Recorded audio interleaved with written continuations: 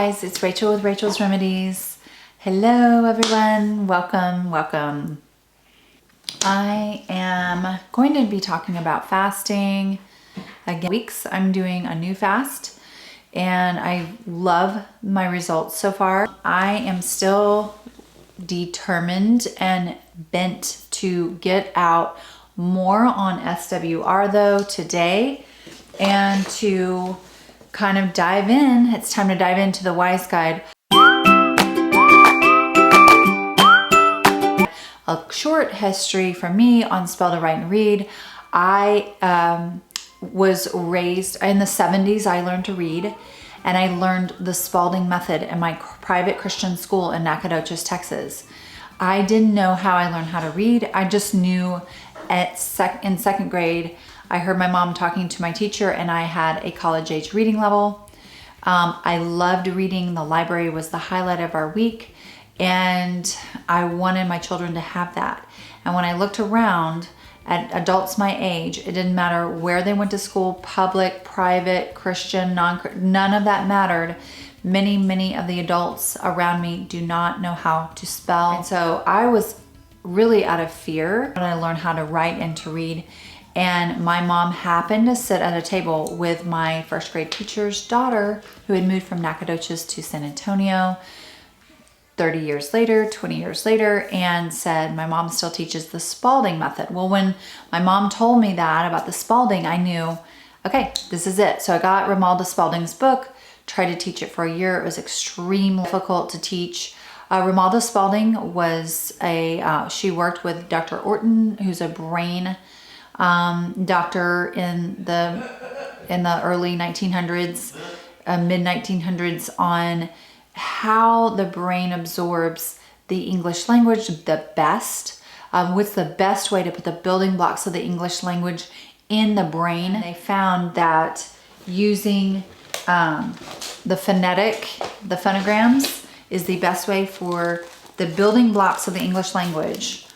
Oi, that we may use at the end of an English word, having that OY go into the brain and talk, speak it and show the card, a black and white card, no apples on there, no boys on there, no pictures. It needed to be black and white, very simple, and you're putting in all of these tools in the brain so the child can learn to best learn the English language. With my first grade teacher's daughter, she said the Spalding. When I heard the word Spalding, I got Romalda Spalding's book. I taught it for a year to my daughter and I taught print first. It was a very frustrating year and I got this feeling like I'm not hitting the mark. Two, I get on the internet and I look desperately for Romalda Spalding, but I needed it to be organized for me. I happened upon Wanda Sinceri's Spell to Write and Read guide. Okay, so we have the Spell to Write and Read guide and the Wise Guide for Spelling. It's 2 books. And then very quickly hopped on to Cursive first. Once we went from print to cursive, my daughter's reading and literacy rate within 2 weeks, she was full-blown reading. And we hadn't had a really strong reading experience yet. Just by writing in cursive, one letter connects to the next letter to the next, then there's a space. And for some reason, writing in cursive for that first child, and I have 5 children now, really cemented in her mind the beauty of the English language. And her reading took off, her writing took off, her passion for the English language. It was like the print first was an obstacle and a block to her learning. And I had the same experience with the other 4 children. So, and the second one was dyslexic. I tried to do print. I thought, well, I'll do print for a year and then cursive. And she wrote her words perfectly backwards and to the left. And the second we did cursive first, I didn't have to do dyslexia conferences or special training or anything. She immediately just wrote from left to right and her letters went the correct way because they connect. There's a connector. So the Cursive First program and the Spell to Write and Read program go hand in hand. And once I happened upon this, so a lot of people, they pick up this spell to write and read SWR and they're just like, this is so much and I've never seen this before and it's so foreign. But for me, I went from Romalda Spalding's book, which her husband, who was an engineer, a left-brained engineer, wrote. And so you went from chapter 1 to chapter 7 to chapter 5 to chapter 4, and you just weren't sure if you were doing it right. So to me, to go from Romalda Spalding's method to Romalda Spalding Organized was awesome. It was the best gift. Wanda Sinceri, thank you for being born. Best gift anyone could have given me, because I knew this is the right method. I don't care, come hell or high water, we're going to do this. But I just was having a problem with I needed it laid out more succinctly. Motion of teaching it, because the first year you teach it, you feel like a fish out of water. You're grasping because it's so foreign. You're not just handing out worksheets. You're having to absorb it as the teacher and teach it. Having said that, it's very well laid out and very simple. Your first year, you're gonna feel like that for the first 6 weeks. And after the first 6 weeks, you're going to be like, this is the best thing that ever happened to me. All right, let's dive in. That was my introduction. So this one might be a little bit longer, but this is so important. John Dewey and some of those guys in 1929 came up with print first, and illiteracy has taken off in the United States ever since 1929. Handwriting has gone down the tubes since 1929. John Hancock, Thomas Jefferson, all of those guys who signed their names so beautifully on the Constitution, they learned cursive first. So do know that our schools, the indoctrination, the print first, the sight words, that is steeped in socialism. That is steeped in programming our children's minds to not be free and creative thinkers. So there is a history and there is a motive behind how our children are being taught, have been taught. And so we're having to grab it back this year, having to go back to homeschool. Definitely comment below. Encourage people if you've been doing this program and it's been helping you. This is my scripture for the year. God gave me this in January. I am doing a great work and I cannot come down. I want to encourage you, if you're a homeschool mom and this is your first year of being a homeschool mom or first month of being a homeschool mom, and you're like, oh, I would like to go work as a bank teller. This stinks. Hang in there. You're building a wall and you can't go to lunch right now. You cannot do all the things you love right now because you're doing a very important work and you cannot come down. Having said that, you will get breaks. And once you see the fruit of your labor, it's like childbirth. All of the pain goes away and you're like, wow, this is so incredible. When your kids are in college, they will thank you. Just a little encouragement there. I know how that feels to be a homeschool mom and to be totally at a loss and feeling like your life is gone forever. You're never having friends again. You never get a quiet moment again. However, God wants to give you the tools to be very successful at it. And God wants you to give you the tools to push you into being the best teacher your kids could physically have. The other thing I've said on past videos is 45 minutes to an hour a day is all I do. Kindergarten first and second. Second, it starts going to more longer, like an hour and a half. But all of the rest of the day at a regular school is fluff. There is a lot of filler, a lot of hydrogenated oil, a lot of genetically modified flour stuffed into the recipe. The bacon is about an hour a day. So if you can give your child an hour a day, he's getting a much better education than he would be getting roaming the halls of any school in your city. Make sure you do steps 1 through 11 before you begin the WISE guide. Daily spelling in the WISE list. So you're going to begin daily spelling in the WISE list. You're going to learn to write new words from the teacher's guided dictation. to sound out the spelling words, analyze them, and mark spelling rules, to construct a personalized student learning log, and to learn to spell and read words quickly and accurately. Okay, so as a teacher, you're going to do the list yourself and just kind of go over it. Honestly, guys, I'm talking a lot and it takes a long time to explain it. Your page, your preparation, literally 10 minutes, 5 minutes. There's a lot of words to explain this, and it just doesn't take much time to teach it.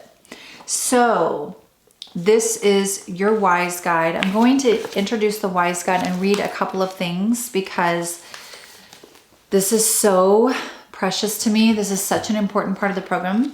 So Romalda Spalding and Dr. Orton, the other thing they did to figure out, okay, so the English language, the best way to go in is the phonograms, black and white cards, no pictures, no apples by the A, none of that stuff. That's extra. Okay, so then they figured out and organized this list, 1921. I love the history on this program. I love it, I love it, I love it. It's 100 years later, exactly 100 years later, and it is still phenomenal.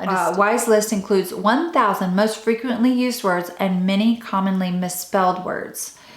This guide divides the words into lots of 20, organized by the difficulty levels from A to Z. So when you start the program, I don't care if the person's a great reader, writer, speller.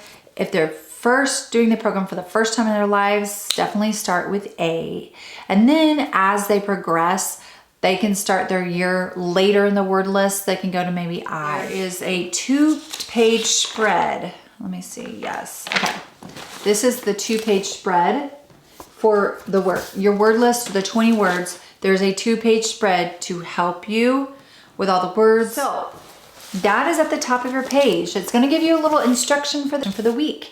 It could take you a whole week to do the 20 words.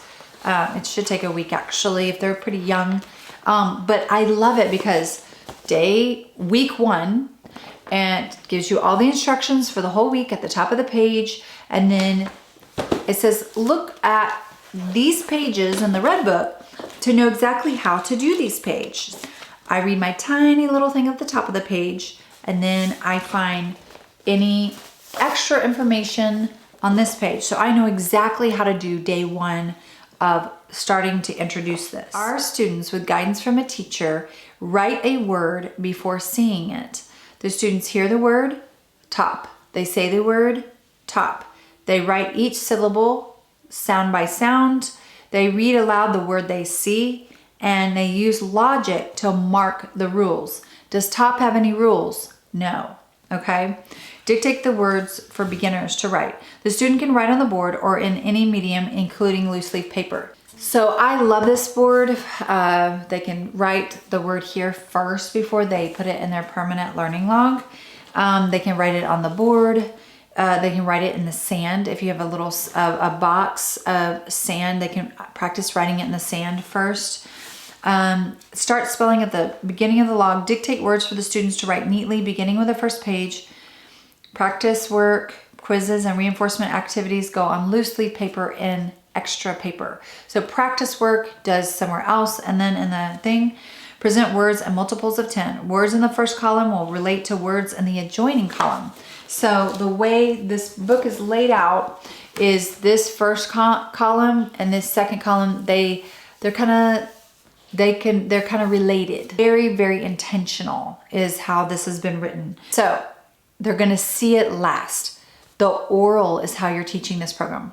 You're saying top, repeats the word in his own voice, writes the word with his own hand, and then reads the word to you, okay? So you're saying top, and the child says top, and then he's going t, ah, p. Top, top. How many syllables does it sound like that word has? And the child says 1. And then the child takes a blackboard, a piece of paper, some sand, and they write t, ah, p. And then they say top, and they read it to you. So what you're doing is you're guiding them, but they're really regurgitating the information.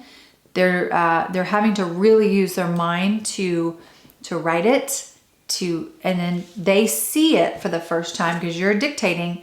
They see it for the first time when they write the word top. In this program, we teach students to think and not to copy. So that's the whole program. Do not ever, this is a program where that's why 30 minutes a day of this program is very important and involved for you and the student. You're talking, they're writing, they're creating their own notebook. This page right here tells you exactly how your dictation should be for the word top, then the word but, then the word and, then the word cat, and it tells you what to say, the student what to say, you what to say together.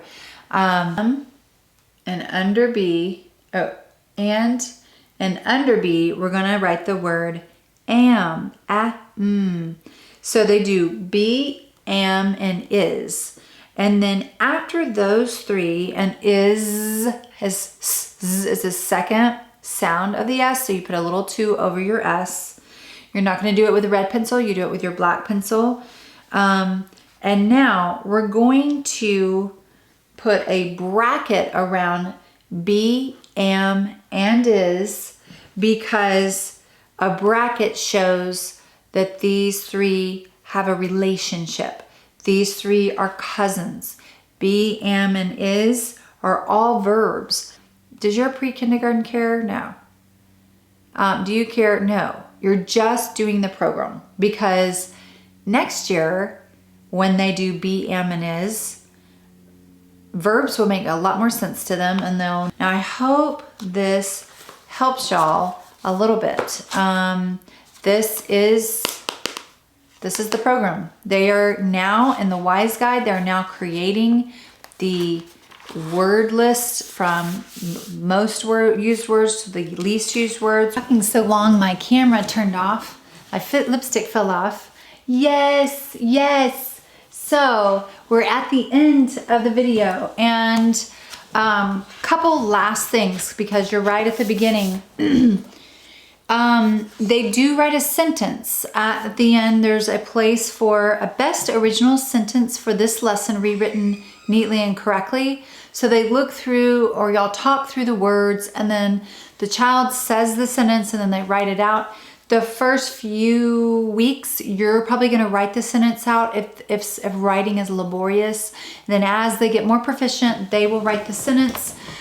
We had contests to see how many of the words they could use in one sentence. So that was a great way that we did that. The other thing is once a month, they're going to write their John Hancock in the very front of the book, about, around the first of the month, every month. And then it's really cool because they can go back and see how their signing their name has gotten neater and more proficient and that kind of thing. So that is, we've done the first week. I hope y'all enjoyed this. I hope you are inspired. This program is amazing, and the first 4 to 6 weeks you're doing by faith. After the first 6 weeks, you really will it just becomes second nature. You have your 20 words, you're working through them. At the very top of the page of the WISE guide is your preliminaries. This is like, if you were to write a lesson plan for your week, this is your lesson plan written out for you. Once you've done those first 20 words, you've accomplished that. Give yourself a big pat on the back, go get a coffee for yourself, take a big bath with Epsom salt, read a book, and hang in the hammock, because once you've done your, accomplished the, A or the first page or two of your learning log, the child has accomplished that. That's a big accomplishment. You're now on the road. You've taken off, you're in the airplane, you've taken off, you used all of this jet fuel to get to this point, and you are about to be at cruising speed. So if you have any specific questions on this program, definitely put them down below in the comments. I do read the comments. I appreciate y'all coming by the channel. Thank you so much. Love you. See you next time. Bye-bye.